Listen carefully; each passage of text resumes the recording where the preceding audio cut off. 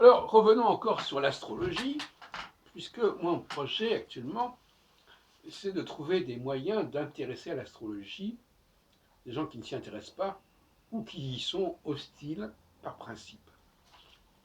Et je crois qu'effectivement, les astrologues ont commis pas mal d'erreurs de communication qu'il s'agirait de corriger. Alors, je pense que le meilleur axe pour commencer une initiation à l'astrologie, pour commencer à en parler en tout cas, c'est celui de l'horloge, c'est-à-dire celui du temps. Mais même avant de parler de quelques prévisions que ce soit,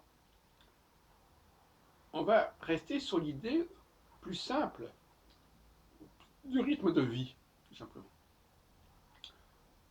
Considérer qu'il y a une psychologie, une caractérologie, si on préfère, qui dépendrait, qui serait caractérisée, qui serait marquée par justement un rapport au temps et même un rapport à l'espace-temps qui varierait selon les types, selon les catégories. Donc, il suffirait au fin de compte d'interroger un groupe de gens, mixtes, d'hommes, des femmes, de tous âges, etc., et de leur demander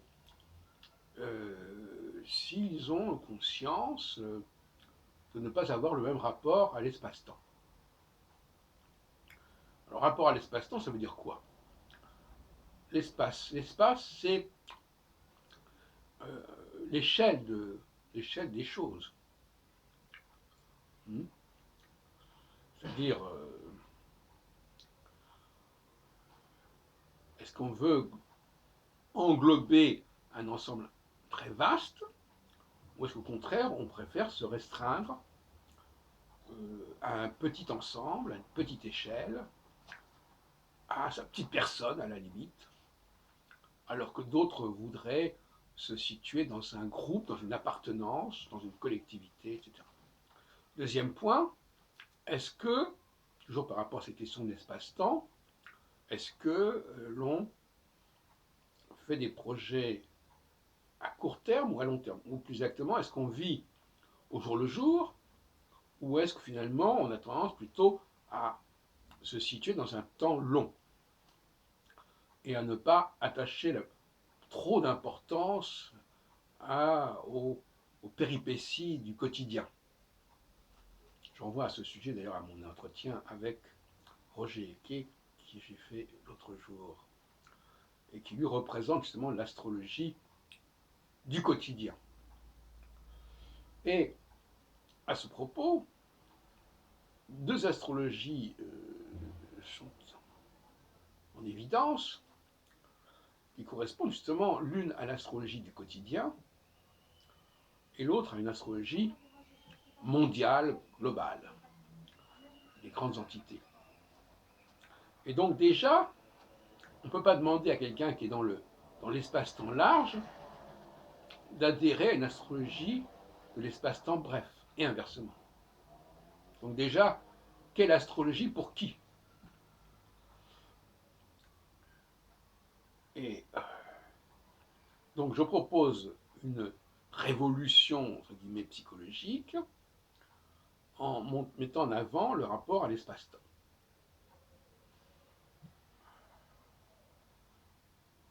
Dans la caractérologie traditionnelle, on parlait à une époque de champs de conscience plus ou moins amples.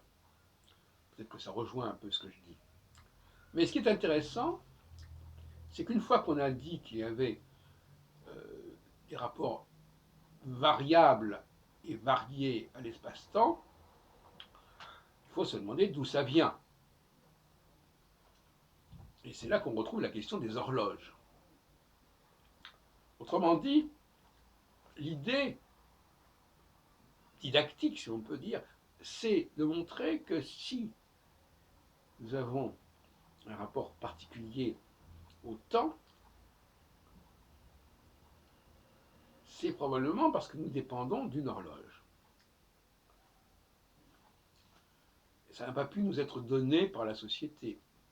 C'est quelque chose qui est structurel en nous. Et ça permettrait de distinguer notamment les hommes et les femmes dans leur rapport à l'espace-temps. Mais pas seulement. Les hommes politiques aussi n'ont pas tous le même rapport à l'espace-temps. Il y en a qui... Bon, en fait, de toute façon, nous avons une structure ternaire, en gros, c'est pas Mars, Jupiter, Saturne, qui a été mise en évidence d'ailleurs par le statisticien, psychologue statisticien Michel Gauquelin, dès le milieu des années 50, jusqu'à sa mort au début des années 90. Alors, donc, voilà, si j'ai en moi-même un sentiment d'une rythmicité plus ou moins brève, ou plus ou moins longue, eh bien, est-ce que ça ne dépend pas, précisément, de telle et telle planète dont dont je dépends, quelque part, hein, qui est en moi, qui fonctionne en moi, mais dont le fonctionnement extérieur peut s'apercevoir dans le ciel. Et ce qui se passe dans le ciel, quelque part, certaines planètes en tout cas, est-ce que je suis marqué par Mars, par Jupiter ou par Saturne? C'est toute la question. Il n'y a pas 36 autres questions, sachant que le jupitérien est entre les deux. Donc on peut, à partir d'un vécu très empirique, si vous voulez, d'observation, de comparaison entre les gens d'ailleurs, on peut prendre conscience de cette structure ternaire et du fait que cette structure ternaire renvoie à 3 planètes, Mars, Jupiter, Saturne, dont les vitesses de révolution sont extrêmement différentes, puisque ça va de moins de 2 ans pour Mars à plus de 28 ans pour Saturne, on peut pas faire beaucoup mieux, avec un milieu, un intermédiaire avec Jupiter à 12 ans à peu près. Donc, tout ça peut faire l'objet d'une dynamique de groupe intéressante, qui permettrait de lancer la prise de conscience astrologique. Donc c'est intéressant d'être dans le comparatif ici.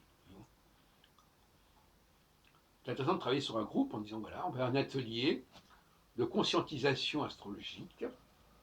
On voit comment les gens se situent les uns par rapport aux autres, qui ne fonctionnent pas tout à fait de la même façon. Et à partir de là, on en arrive à la conclusion, ou en tout cas à l'hypothèse, que ces différences de fonctionnement, de temporalité, de spatio-temporalité, s'expliquerait en partie par le fait que nous sommes activés par des planètes différentes, plus rapides ou plus lentes. Voilà une piste de recherche que je propose pour l'astrologie du XXIe siècle, pour le positionnement de l'astrologie du XXIe siècle.